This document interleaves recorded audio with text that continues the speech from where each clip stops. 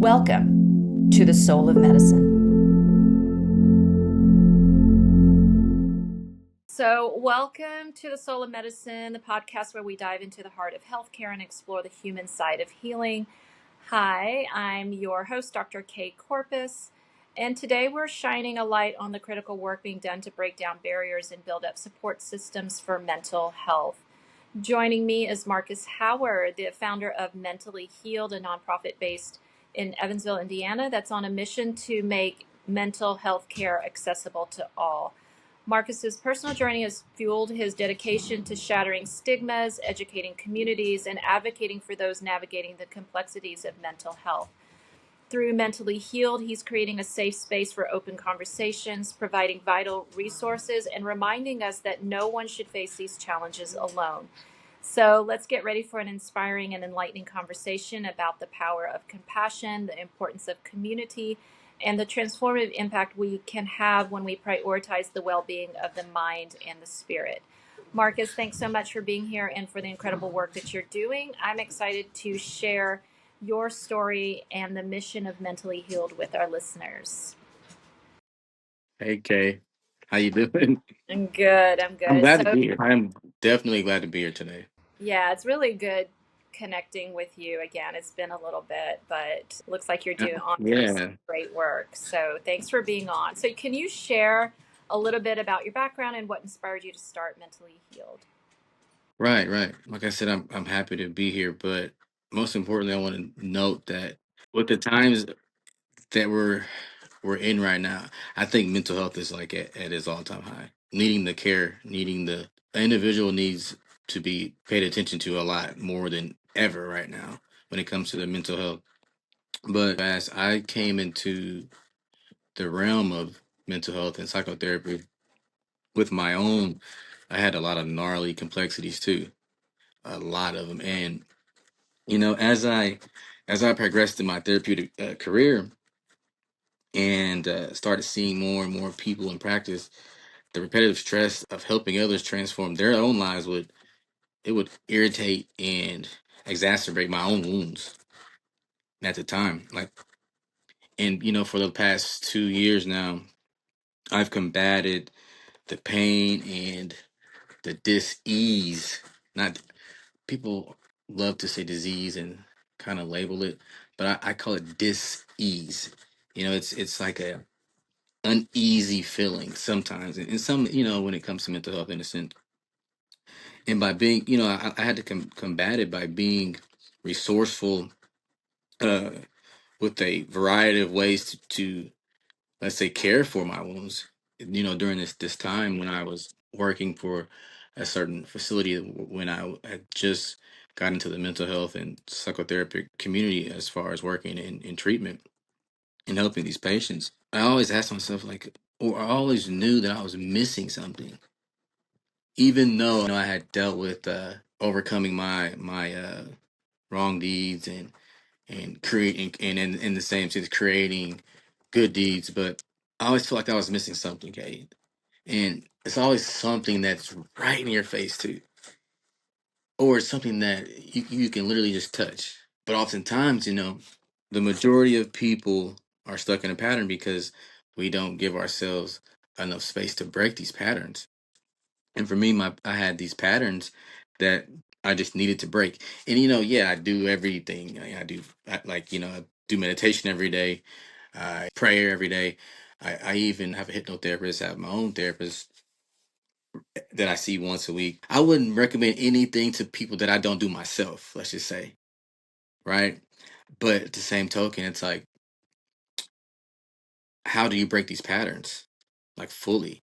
And with mentally healed, that came about through developing a new way of offering professional services to the community that would consist of everything under the umbrella of the mental health aspect of illnesses. Because here, everything is so separated. So, for example, okay, so this facility solely focuses on addiction. This facility solely focuses on the mental health aspect.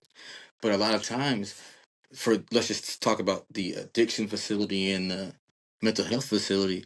A lot of times those two go together.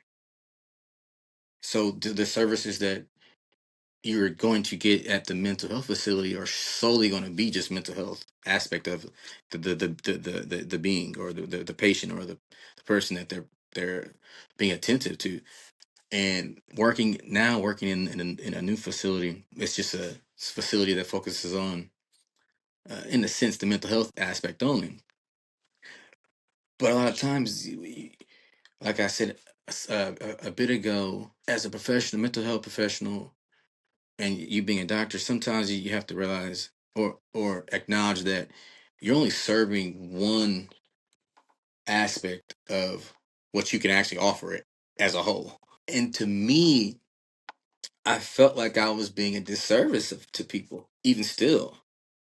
And that's difficult when you are really on the front lines, in a sense, because you know that, like, like I know that whoever you're helping may have more to them than what they're coming to get from you. And oftentimes you only can focus on just what you are offering, as far as, whatever you do offer. And mentally healed, what we do there, we just put it all under the same umbrella, because you can't, in a sense, a lot of people who are dealing with mental health issues, they have a lot more to them too. Like, it's not, I agree with you. I think yeah, what that happens too in medicine, and so I think it's right, right. interesting that so as a doctor or practitioner, you only deal with the physical body, but I mean, you almost can't. I know that's why they come to us, but not to know that there is a aspect of their emotional being, their psychological being, and their spiritual being. I mean, maybe you can't do all of that, but to not have a concept that it all goes together, and maybe we'll work on this in layered ways, maybe your physical body first, and then your mental body, and then your spiritual body. But I understand what you're saying, and it is frustrating because we're complex beings, and we can't just extract this piece of the pie out and say that you're you're good, right? Is what I'm hearing from you. That's exactly what it is. But it's also what it is, as it is right now, due to certain ways of practice not being, uh how should I put it? I Holistic. don't. I mean, we Right, don't look right. at the body like, just because you're a psychotherapist Hmm. doesn't mean that the physicality, like you're telling me that story earlier about what does the med do to my body. I mean, it should be, you don't have to be an expert in it, but at least know the realm that everything affects everything. It's almost like having specialists in medicine, where it's like, oh, there's the cardiologist over there, and it's like, well, my thyroid's off, and it's like, well, I don't deal with that. It's like, well, you know they're kind of close to each other, but your meds could affect your thyroid, Right, which could right, affect right. other parts of your body. So to just be monocular and look at that organ as separate from everything else, or that being, that part of your being, not related to the other things, is this is why healing is really hard for people, because Right, right, right, right, right, you know what I'm saying? Yeah. right, right. And that's another topic too, as far as healing goes, because I've been saying this for the past month. Time doesn't heal. Like, how could it? Like, how could time heal? Like, because that's been a saying for, like, I think my whole life. I've heard, time heals all. Just give it time. Recently, I've come to the realization that it does not heal. Time does not heal. It just doesn't. And I'm firm on that, because how, trauma in itself, the meaning of trauma, what it does to the body. And sometimes it can be a physical aspect of what it's affecting in the body, as far as scar tissue over time being hardened, or it can be the mental aspect of it. You never know what the trauma can, what the root of it is, or it's one of those two, let's just say. But when it comes to healing that, how do you heal trauma? Some people like to do multiple things, like think that it's okay to say your trauma stems from a relationship that you've removed yourself from. The removal is what a lot of individuals that I've come to realize is the healing to them. The insight that I've came to is so beautiful because I think that that is what we really think it. Okay, so I don't talk to that person anymore, so maybe I'll heal over time because I don't talk to him anymore. Not knowing that you could come across that individual one day at the park and be triggered just by the presence of that person, and it'll traumatize you like you have just been affected in that moment all over again from it initially being from a year ago. The healing aspect of the mental health realm is a buzzword right now. Oh my God, like people are healing this and healing that. And it's like, but how are you doing that? Some, I get, I've been noticing on social media, social media has been another platform that I've paid attention to a lot by stepping back from it myself and analyzing it to see how it's working with us in our daily lives, like what it's doing to us. And I forget the psychologist who he just had an interview, but and he touched on how this Generation Z right now is in a mental health pandemic. He said COVID wasn't a pandemic. He said we're in a mental health pandemic with the Generation Z stemming from social media, and they're actually they've had like people do a lot of research on this, and they have talked about how the children in Gen Z are actually telling us what's causing them to be depressed and what's causing them to have trauma. And they're saying it stems from social media. I'm mentioning this because I want to actually use social media in a positive manner now, stemming from that's what people are paying attention to anyway. Like a lot of us are, like we're on social media all day. Sometimes even me personally, I have to set aside phone time, and that stemmed from one evening I got a notification on my phone that said I had been on my phone for 16 hours, and it just blew my mind. But I think utilizing social media also for mentally healed has been, I think it's a benefit to those that are depressed because if you're on your phone anyway and you're seeing something a positive message or so to speak, that's helping you heal a little bit. Just different revenues, that's helping you heal a little bit too. So, could you tell us some specific services and programs that Mentally Healed offers? So, you mentioned social media and a positive message. What other Okay, things so do you mhm. offer? Yeah. Yeah, we do a lot of community outreach. And right now, like I commented earlier, we've partnered with Mental Health America, and they've given me the opportunity to actually, I wouldn't say, because it's a nonprofit, so I wouldn't say hire individuals, but use these individuals as advocates to spread awareness to what mentally healed is here for. So whether that may be using them as community health workers, uh, to be there for people who are actually suffering from these conditions, whatever they are, whether they may be mental health aspect of things, physical health aspect of things, but everyone is educated and let's just say certified in regards to that. And I think that's an important component to have when you create a business that you're wanting to use to in a professional manner. We have a lot of things going on. I know we've partnered with a few schools, and we're going to be working with the kids. As far as I know, they're going to be setting some dates for us to go out and speak and talk to them. A lot of families, a lot of fellowship groups. I know we were partnering with a church here too, churches of embracing offenders, and just a lot of community outreach right now. That's what's going on. Marcus, so what message do you give like when you go to the schools? What kind of verbiage do you use? I mean, I have a freshman in high school now, and there was an orientation last year that was just like this. I think there was this cop or something that went there and he just showed like all the paraphernalia.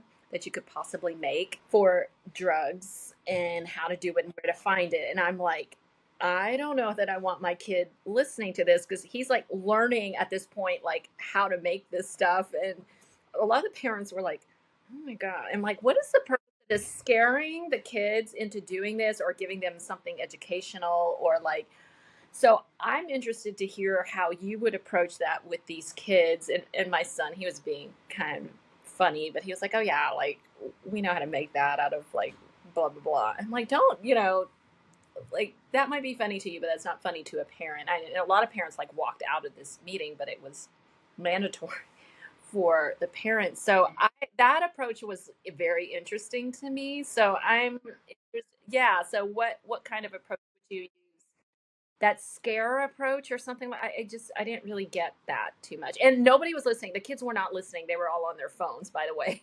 like or like as if they've heard it before, or it really wasn't interesting, and the parents were super shocked. Like I didn't know half that stuff that they were telling us.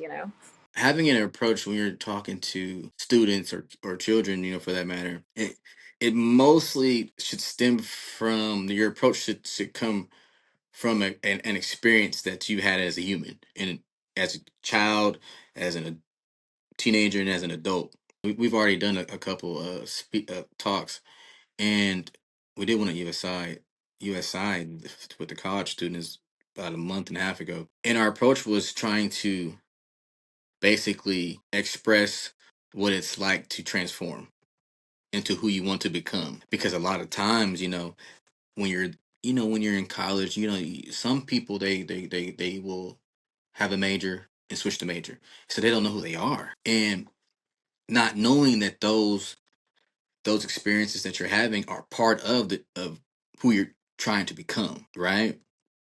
And that's so important to give to someone, as far as, let's just say, the tools that they can utilize, as far as it goes, to help themselves deal with those transitions. I'm not gonna lie, their approach also is what it's like to fall to, because it's a part of the human experience. Like it is a part of it. And a lot of times, that's a lot of times when people retreat, though. They will, something will happen, something catastrophic will happen in their lives, right? And they'll retreat instead of, let's just say, press forward. And that's a mental thing, because sometimes people don't have it in them to overcome something that has traumatized them, but they do. So when it comes to falling, we you know what exposure therapy is, right? A lot of times when you face something like a monster, let's just say, you don't want to look at it. You're like, nope, turn around, or the monster under the bed. But what I have found out personally is that if you put someone in front of something that they fear, they don't become weak, they become stronger. Like it's amazing. So I had an individual that I was helping out, and he was addicted to alcohol, right? And I said, "Hey, for the session today, let's go to the bar." He goes, "Why? I'll have a trigger." I said, "I know, I know, I know, I know, I know." But I said, when we get to this bar, we're gonna sit down in a regular seat. We're not gonna sit at the bar, and we're just gonna have a conversation about life. And he goes, "Okay." So, okay, we get to this bar, and I was observing everything he was doing. So we get to the bar. So I watched him as he opened the bar door. His hands were just trembling. And I said, "Are you okay?" He goes, "Yeah, yeah, yeah, yeah, yeah, yeah." I said, "Okay, cool." And I said, and we approached our table, and the waitress came to the table. She goes, what would you guys like to drink?" I didn't answer on purpose. So I said, "Hey, what do you want to drink?" Just to expose him to what he is afraid of. And I may get backlash for this, because that's you might not want to do things like that. in certain cases. But when you're really, really, really, really into really, really, really wanting to help someone remove what they're suffering from, you do what it takes. You do what it takes. And yeah, if just say that caused him to slip or have a lapse or a relapse, that would have been on me. But I took that chance because, if I can do it, you can do it. Like, there's nothing that can do that another person or individual can't do, So right? what happened in that situation was play that story out for me because that's interesting. He definitely, long story short, he didn't know that it was that bad for him. Because we were, keep in mind, we were on his ninth session, so he thought that he was fine. He's like, I've overcome this desire to drink again. He said at the time he was on a we were giving it medication. It was a blocker that will cause you to. It was a Vivitrol shot, so apparently it causes the individual to feel bloated instead of drunk if they were to take a drink while being on this blocker. So the session prior to the one that we were in, he had told me, he said, "Hey, I don't think I need this shot anymore." So I said, "Are you sure about that?" He goes, "Yeah." He goes, "Yeah." He goes, "Yeah." And I said, "Okay, okay." So Marcus, that's really interesting. So while he was at the bar, and I suppose you were having this conversation and being with him, and almost so what I find really interesting is that I had a feeling where you're going with this, and it's almost like what compassion inquiry does, and what they say is that we become the surrogate parent, we become the surrogate person, where you bring them back to that moment when they were a child, when the trauma actually happens, and you sort of help them rewrite the story, or become the person that they needed in the moment to attune to their needs. So then it can shift and change, right? And that's where I believe that the neuroplasticity actually happens, because you're at that moment. I'm getting chills right now, and it's just like, okay, it could go down this way, but it's like we're rewrite. Okay, here we are. This doesn't have to happen like that again, and now you're safe with me in this situation, and I am walking you through this, and you can do it, and here you've done it. It's, to me, it just solidifies that other choice. It is, I would say, a ballsy way to practice psychotherapy, and I would see that, but I kind of agree with you there, because what they've needed is that safe person that they didn't have, and you're like walking every step and going, are you okay? You're safe. Are you okay? You're safe. I got you. You're okay. You're okay. You're okay. Because that's really ultimately when our That's the inner talk. That's child, Yes, yes, exactly, yes, yes. that's what we're looking for, because we That's freak the out, talk. and then Right. we use the substance or whatever to numb the pain, right? But if you're helping somebody go through it and saying, you're safe, you're okay, I got you, you got you, then to me that's like this ultimate, like, wow, that's really amazing. It's I don't know if I'm definitely. articulating it right, but like my No, body, you are. yeah, You're yeah. dead on as of to what I was doing. And that's important. And a lot of times you can't, you have to refrain from utilizing certain ways to help an individual stemming from, if you are working for a certain company or whatever that may be, which is a disservice to the community in itself, because we are human, so we all have multiple parts of us, and some parts of us have to be attended to in different ways to help us. In some ways, while working for a facility or so, you have to be at a halt with utilizing as a clinician or practitioner or doctor, stemming from the company you're working for. And that's always bothered me.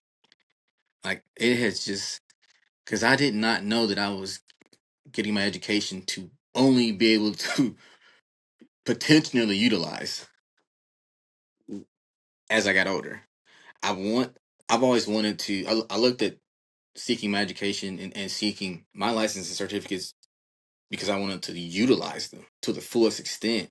And I found out quickly that I couldn't, like, when I first stepped in the arena, it's just overall, like, for what we're concerned about as far as helping people, there is no limit to what we, there shouldn't be a limit to what tools or modalities that we are limited to when trying to help an individual that's suffering. I think that's something really interesting because when the entity feels like they're creating safety by the rules and regulations, you lose the humanity and the intuitive ability to go in there and be. So then it looks risky, then it looks ballsy, then it looks like, ooh, let's not do that. But you're at that precipice of like, it can either stay the same or can actually, what you had said before, transform.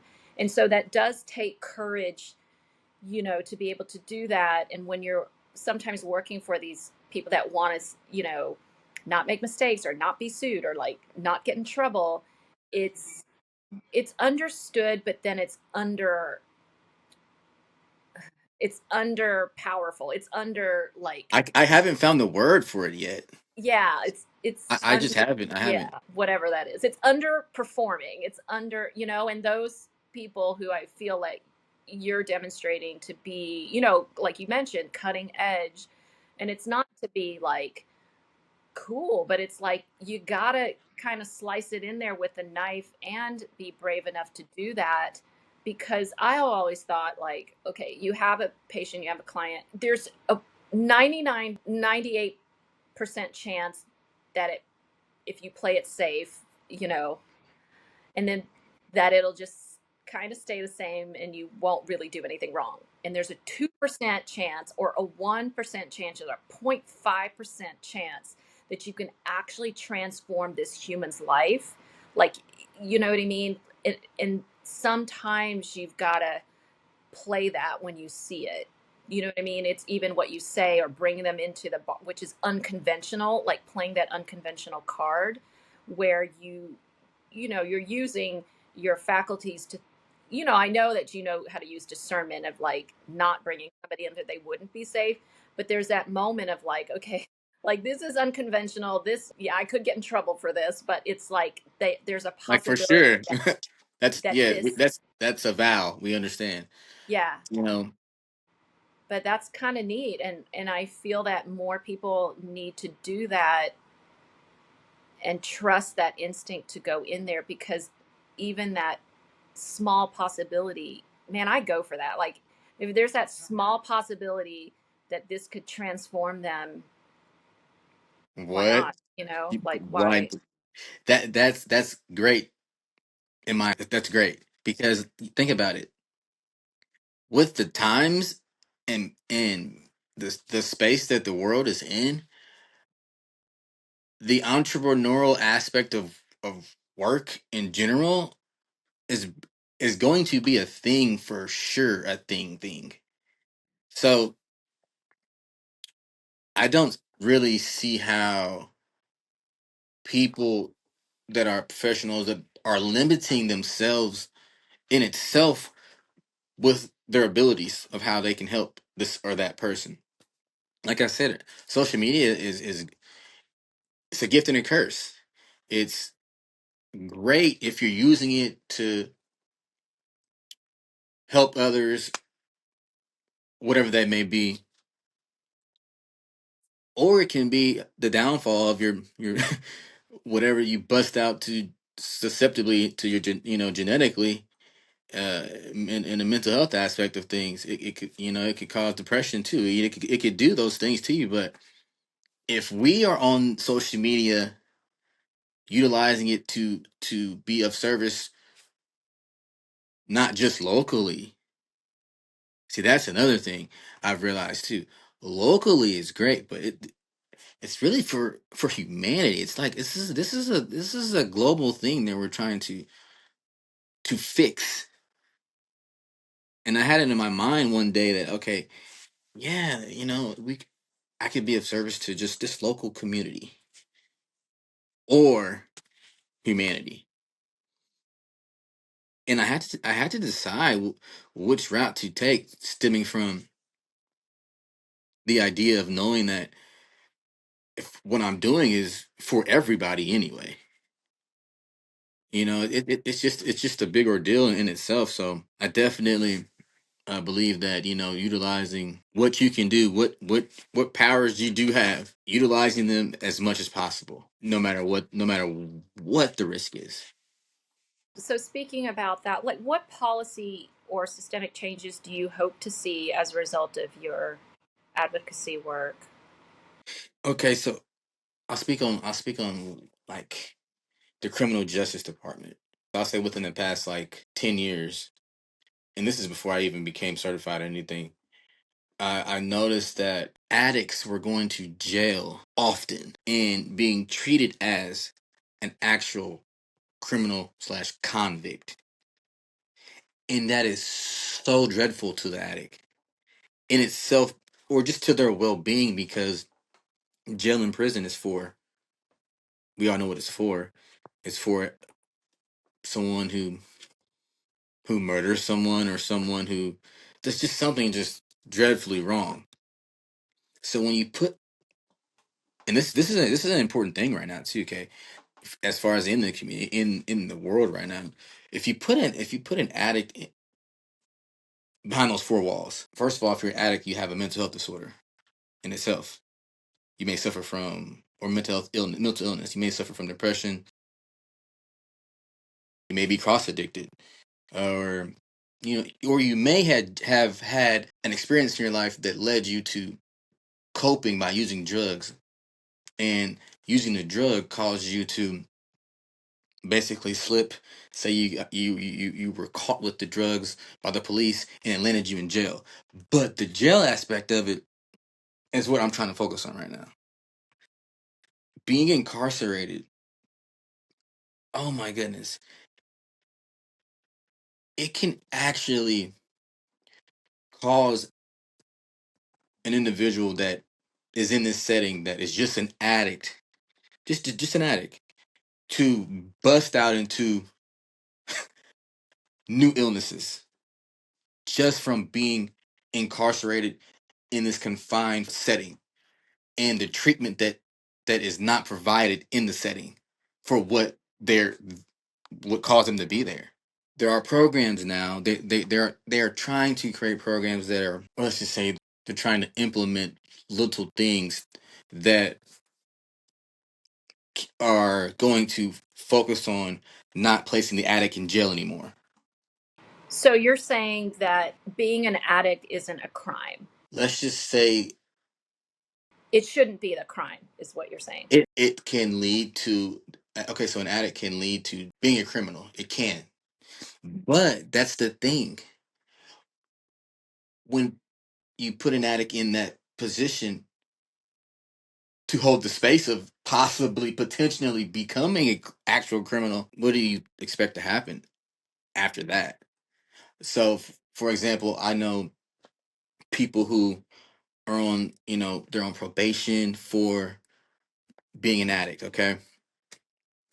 And what they do to these probationees when they fail a drug screen, and keep in mind, relapse is part of recovery in a sense.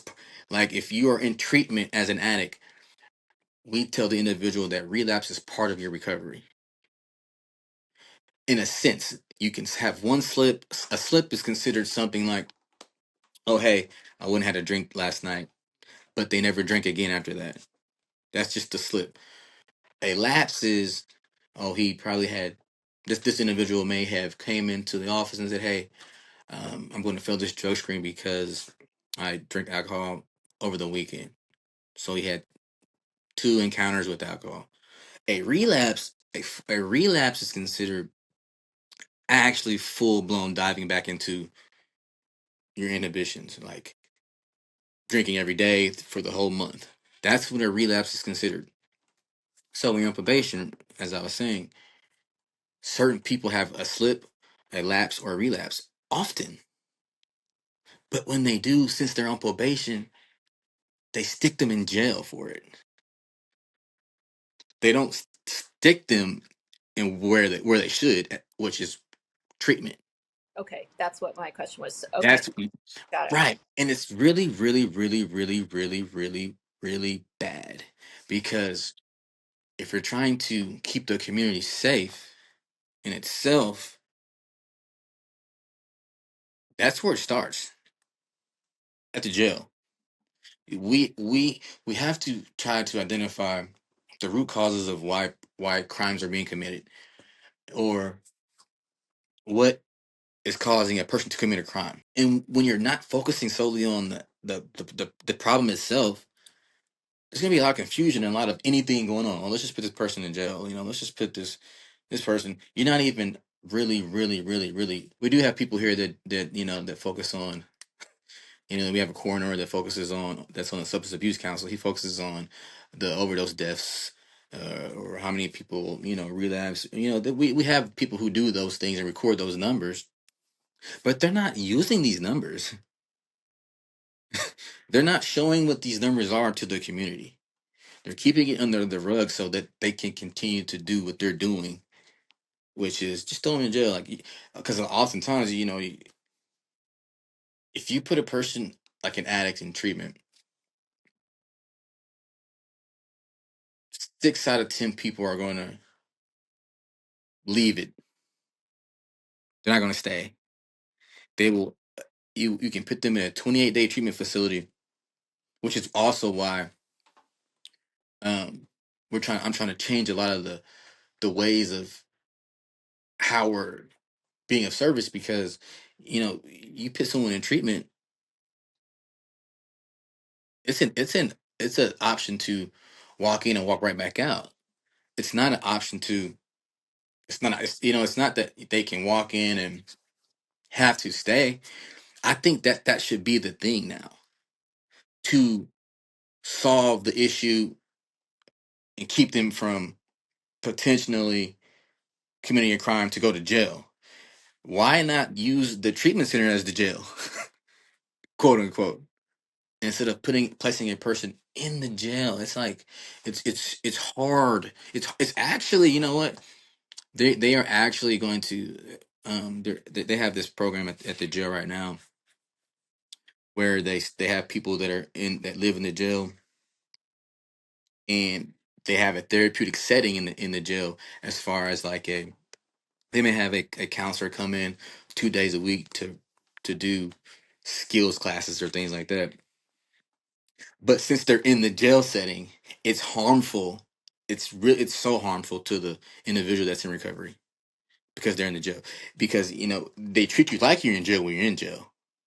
The case managers over there, and the guards, the correctional officers, they don't care if you're just in jail because you're an addict. They don't treat you any differently than they would treat the murderer in there. You see what I'm saying? They treat you like a true inmate, instead of someone that's in recovery, and whatever that may be. So it's harmful to the individual that's in recovery. These are the things that create actual criminals. So long story short, that's what, like, so mental health. We have these support groups at the office, where they're from 6:30 to 8:30 Wednesdays and Saturdays, and it's for people who are predominantly that are in their suffering, right? But we do have a focus, though. Eh, we're trying to identify that ourselves. Just through educating ourselves on what the problems are here, firstly, because we see them. We've experienced these certain things ourselves too. It's not like we're like, oh, we're just trying to dabble in something and be like, hey, we're here to help. You know what I mean? It's like, no, no, this is what it is. We are here to help. You know what I'm saying? And you can't create change in the system like right away. You know, it's definitely through developing relationships with people that are going to give you the opportunity to create it. You know what I'm saying? So, um, we do. I do have a lot of things that we have lined up. It's just a day at a time, though. I've realized too, because even though we've launched the nonprofit, we're still growing in ourselves when it comes to what we're wanting to do by seeing how the times are as we are here now. It's like, okay, this is how it is here. We want to actually be able to stick with the times only, because a lot of times, like, you've got these nonprofits and these companies, they like focused on what they were doing 10 years ago.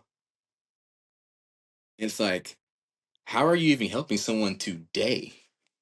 Do you even pay attention to the zeitgeist? Like, what you know what I mean? It's like, you know what I'm saying? Maybe the world as a whole is suffering from social unrest. So let's perform some stress activities. Let's focus on what the problem is now, and that's what we at Mentally Healed are challenging right now, because, like I said, things change constantly every 2 to 3 years. And that's kind of that presence practice that you do, right? And that's what I wanted to ask you, is how you prioritize your own mental well-being while doing this challenging work. And you call yourself a meditator. I remember years ago when you were like, I'm a meditator. I'm like, I don't meditate, but I'm a meditator. I love that. Could you talk more about your practice, Marcus? And Yeah, yeah. So I'll tell you what led me to it first. Um, so people can so so we can have an idea of why I do it daily now. Because a lot of people want to be receptive to how they can implement that in their daily doings too. Because, like, as you said, when I first said that I was a meditator, I had just been introduced to meditation. So meditating wasn't part of my daily dose of medicine at the time. So I wasn't receiving the true benefits of what meditation could be, and I wasn't aware fully of this practice. So my daily doings consist of a lot of things. Let's just say, like, throughout a week time period, for myself, for me to be here and present, for me to be able to take on my aims of the day, because every day I have an aim, whether that is to do this or do that. I have to have an aim, or set an aim, because of being aware that there could be a fall. Me keeping an aim. See, this is a positive outlook I keep in my mind, to be able to create these aims, and be able to, let's just say, fulfill um my the daily things that I do during the day, to keep my mental health up, uplifted. Because without that, without having an aim or a set schedule, okay, discouragement can ruin you. You know what I mean? Like, it can just cause you to retreat and just say, oh well. But with having an aim every day, say a discouragement conjures up, I'm able to just overcome the aim and just tell myself, well, maybe I wasn't as determined. Let's go to the next aim. It's having that positive outlook every day. That's a true tool that I underappreciated at one point in my life. And we often do, because, like, people are like, how can you be positive all day? Like, it's like, it's not that I'm being positive all day, it's that I'm looking at things that do happen in a positive manner. I'm not there. You have a choice. Like, knowing that there's a choice. And I do a lot of sound healing every day. Yeah, I do all these things. I go to church every Sunday now, have prayer, fellowship groups. Like I said, meditate 4 days a week. 4 days a week. And there are 45-minute sittings. And Kay, these sittings are so transformative for me because there are things that I know I don't know, and there are things that are in the unknown that I fear. Oftentimes that can sometimes cause me to retreat. But diving into doing meditation, specifically mindfulness based meditation, which is a lot of people think that meditation is like like they think it's like trying to talk to pray to the Buddha, or they have this idea that you don't believe in God, like if you are a meditator. And that's just a misconception about it. And that was what I had when I first was introduced to it. So when I was introduced to it, as I was saying, it was through a Buddhism practitioner. He walked in where I was at, and I just was sitting down, and I kid you not, he was a guest speaker at this global summit event, and I was sitting in the front row, like third row or so. He walked in from the crowd area to get on the stage, and he walked by me, and I kid you not, this guy had an aura. I didn't at the time. I was in my suffering at the time. I was trying to figure out, okay, what do I want to do with my life? Like, I never believed or never thought that you could actually see someone's aura, their glow. And this guy walks in. He walks in the middle aisle to get to the stage, and he goes on the stage, and I'm just like, just couldn't take my eyes off of him. As he opened his mouth to speak, I just followed every word. And he was there to share his story about how Buddhism has changed his life. Basically, a testimony. And long story short, after his testimony, we were able to kind of meet and greet with some of the speakers. And I talked to him. I said, "Hey, I need whatever you have." I said, "Whatever this is that you're doing, could you tell me more, please?" And he spoke about a section of Buddhism called a sect of Buddhism, Nichiren Buddhism. And I said, "Okay." Well, I didn't had no idea what the heck it was. Well, I'm like, Buddhism. That's kind of, I believe in God, man. He's like, "Oh, no, no, no, don't worry about all that, man. Just come." I'm like, okay. So I ended up going, to these things that they call Buddhist sanghas, Sangha. And my first appearance there, I was a little nervous, and he gave me some reading criteria to read to just to educate myself on a little bit about really what the Buddhist practice was about. And come to find out, it ended up being about meditation and, just trying to ground yourself. And the focus was mindfulness based meditation. So he ended up being a mindfulness meditation teacher. And down the road, I took his course, which ended up certifying me in the mindfulness meditation aspect of it. But slowly after I developed that practice, I dove into what they call mindfulness based cognitive therapy. These therapeutic ways of being to help you be a better person than you were the day before. I just began implementing them in my daily life just through that idea that it could help me be a better person tomorrow. you know and a lot of times spirituality is definitely, like, I got the chills saying that spirituality is the only way for me, the only way.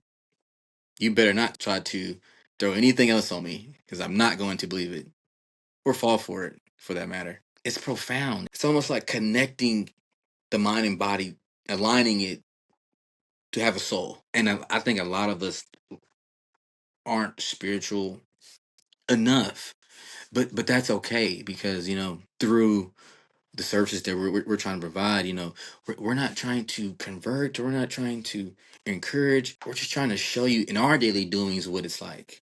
You know what I mean? Because spirituality, even in a sense of our higher power, these things are implemented into even CBT, cognitive based therapy, as far as even into the addiction realm of therapy. At these AA and NA meetings, they encourage you to be involved in spirituality or have a spirit or higher power. And it's interesting because I thought to myself one day, okay, I had, when I was training to this is so interesting. I was training, we had to go get some CU training done. And a part of that training was to go to an AA meeting and sit and listen. So I went to this meeting, me and a couple coworkers, And for me, it was like my third NA meeting I had ever been a part of. And the guy picked up the AA literature book. It's called the AA Big Book. And a page he read out of this book said something like, we aim to seek a higher power. Spiritual and or spirituality is the only way that we were able to overcome our insanity from, drinking and whatnot. If that is that, then how is implementing this? This is the thought I had in that moment. How is implementing a holistic or spiritual approach to healing frowned upon when this is in the literature? Dis-ease occurs because there is a disconnection from God or higher source. I mean, that's just when it happens. And so, I mean, it's interesting, like when I'm taking a history, there was a moment, it could have been the trauma even, there was a moment when the disconnection happens. And what you're saying is like, by being an example and doing all these things is helping the person, the being, come back home, right? And to integrate and come back home. And so I love what you said, because you said it with such conviction. It's like, you're not going to convince me otherwise to be spiritual, because like, that's like, don't even talk to me about that. And I think that's like really cool. And, it's really funny. Maybe I need to think about that, because that is really my belief. I mean, this is why my practice is called Soul of Medicine, and it's my inherent belief. But I don't know that I've ever said it with such conviction like you did. And I was like, I think I need to, because I actually believe that it's so true. And it's interesting. It's because it's like we're kind of whispering about it, like behind closed doors. And why don't the two, like, tell me, like you said, why don't these go together? Like, why doesn't the physical body relate to spirituality? Why doesn't the mental body relate to spirituality? Why does it have to be something over there and not integrate it in? I think what you're saying is like, I mean, that's why that's in the big book. That's why that's in there. I mean, it should be the first sentence, of course.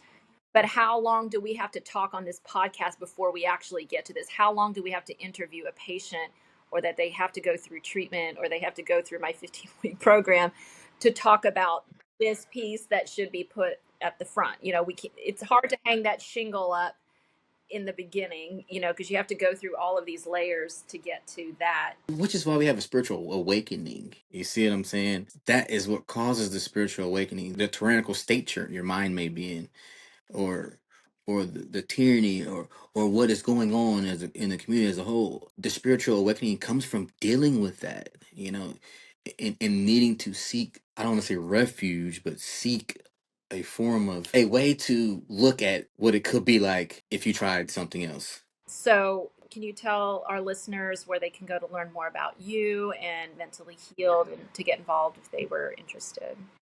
But when it comes to Mentally Healed, the nonprofit organization, yeah, we have an online site, and we also have an office, but the office is just for the employees and whatnot, just three of us. So we have a phone line that we are using right now to help. It's not a crisis line.